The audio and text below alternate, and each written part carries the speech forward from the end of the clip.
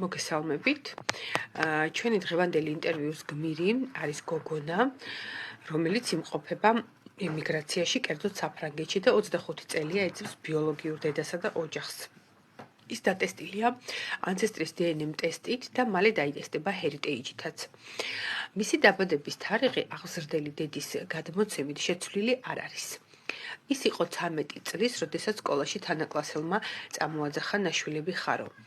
დედაზე ზრუნვის მიზნით ბავშვმა არ გაამხილა სახლში, რაც მოხდა სკოლაში. თუმცა დედმამის ნაცნობმა მასწავლებლებმა თავდაცვის მიზნით წინასწარ გათვალისწინა და ამცნეს გოგონას დედას, რომ ბავშვმა გაიგო აყვანის შესახებ სიმართლე და ხელს გვადებს ჩვენო.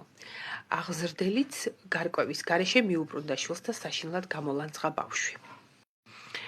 დედაშვილის ჩხუბი შეჩერდა იმით, რომ ბავშვმა მოინდომა მამაზე ამ ყველაფრის მოყოლა და მოთხოვა დედას მისი ნამდვილი სახელი და გვარის გამჟღავნება. პასუხად მიიღო თამარ ლეკიშვილი. მეტი არაფერი ვიცი შესახებ. მოგესალმები.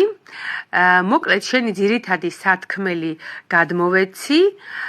მოდი ახლა ჩვენს მაყურებელს თავიდან ყველაფერი მოვუყვეთ, რა და როგორ მიმდინარეობდა შენს ისტორიაში. ანუ პირველ რიგში გითხარი, როდის და როგორ გაიგე აყვანილი რომ იყავი და რა რეაქცია გქონდა. მოგესალმებით, პირველ რიგში მივესალმებით თქვენს მაყურებელს. მადლობა უღმესი